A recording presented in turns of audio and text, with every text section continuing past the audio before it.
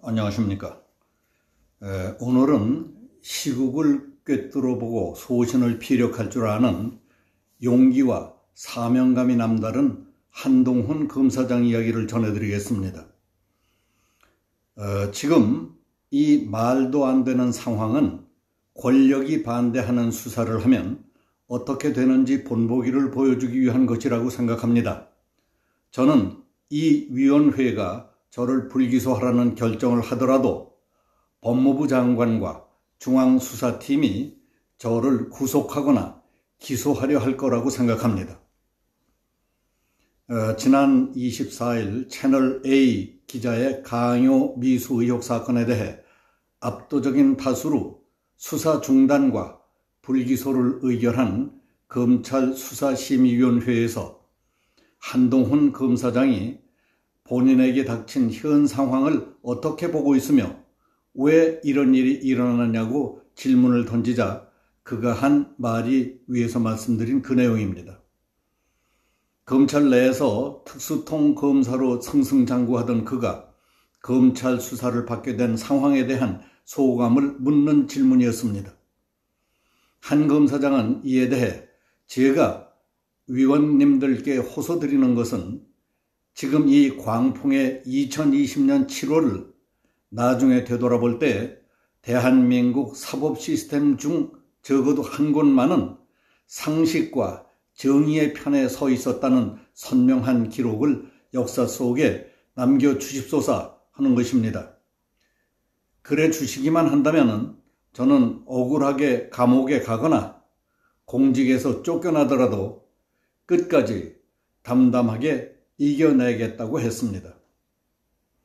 한 검사장이 권력이 반대하는 수사를 하면 어떻게 되는지 본보기를 보여주기 위한 것이라고 한 것은 조국 일가 수사를 지휘했던 한 검사장에 대해 현 정부가 보복을 하고 있다는 취지로 보입니다.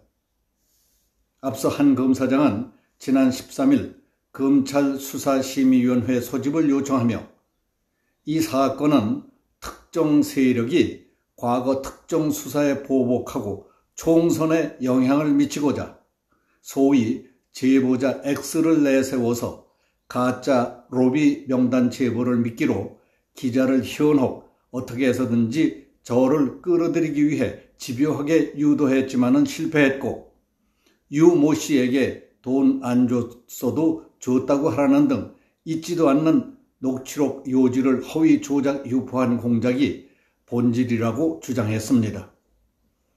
그는 수사심의위원회에서도 이번 사건은 검언 유착이 아니라 MBC와 특정 세력의 권한 유착으로 기획된 공작이고 나는 그 피해자라고 주장한 것으로 알려졌습니다.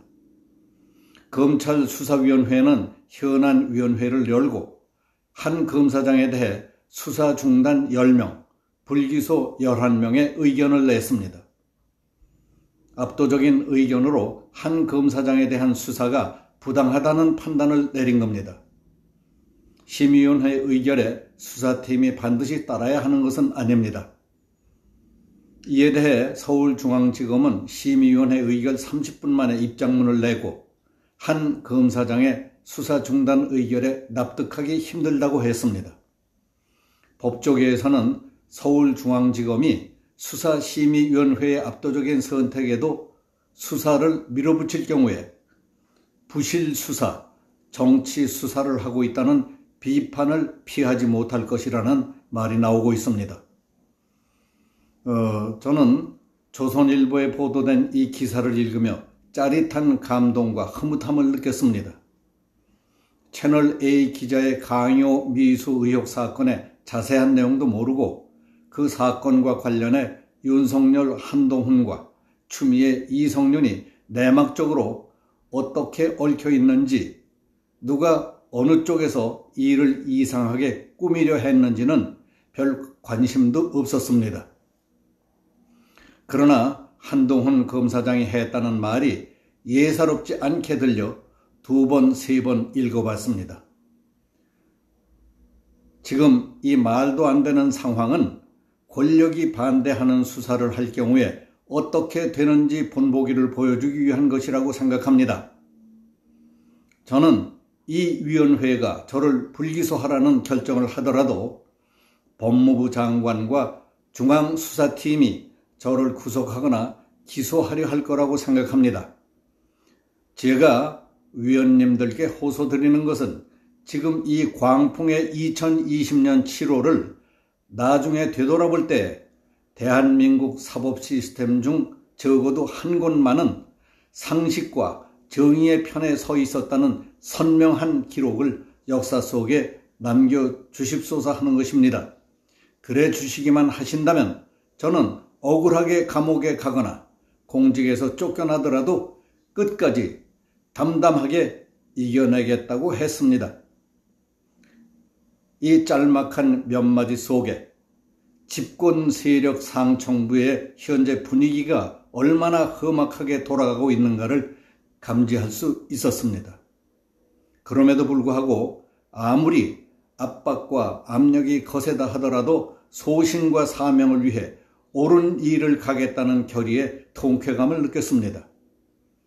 누구나 다 알고 있는 얘기지만 우리나라 정치인들 대부분은 거짓말, 위선, 믿을 수 없는 사람 딱지가 덕지덕지 붙어서 구역질 난다는 사람들이 매우 많습니다.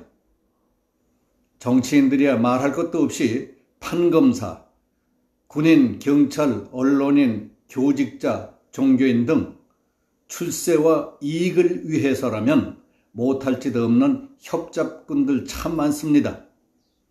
그런 일들은 특히 정치권이 심합니다. 비리와 부패로 뒤범벅이 돼 당에서조차 제명됐던 사람이 누구에게 무슨 짓을 했는지 또 당선돼서 거들먹거리고 설치는 모습을 보며 사람들이 손가락질하는 걸 봤습니다. 국민은 선거 때만 찾고 바보로 아는 것 아닙니까? 그 사람을 또 찍어준 사람들은 뭡니까? 유령입니까? 그런 걸 보고 그 사람은 물론이고 소속 정당과 국회, 그런 짓들을 하는 국회를 국민이 믿겠습니까? 입법부인 국회뿐만 아니라 행정부와 사법부도 모두 전만 못해진 것 같다는 얘기들이 지금 자자합니다. 스스로 퇴보하고 부끄러운 줄도 모르고 자기의 이속과 출세, 돈을 위해서라면 자존심도 최소한의 양심도 저버린 인간 쓰레기만도 못해온 것만을 보아온 입장에서 한동훈 검사장이 한 말은 빛을 발할 수밖에 없다는 생각이 듭니다. 앞으로 이 일이 어떻게 결말이 날지는 두고 볼 일입니다. 젊고 지혜롭고 용기 있는 한동훈은 큰일 했습니다. 자기 자신의 자존심과 검찰의 명예와 사명감을 지키려 애쓴 사람으로 길이 남게 될 겁니다. 대한민국 사법 시스템 중 적어도 한 곳만큼은 상식과 정의의 편에 서 있었다는 기록을 남겨달라는 그의 간청이 얼마나 절절하고 믿어없습니까? 현 시국을 꿰뚫어보는 그의 안목, 사명감, 철학, 원칙으로 볼 때 대한민국의 사법 시스템 중 상식과 정의의 편에 서 있는 곳이 지금 하나도 없게 됐다는 겁니다.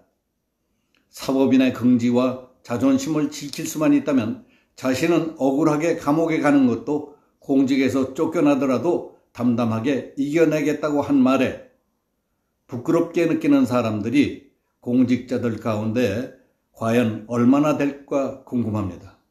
여기서 마치겠습니다. 감사합니다.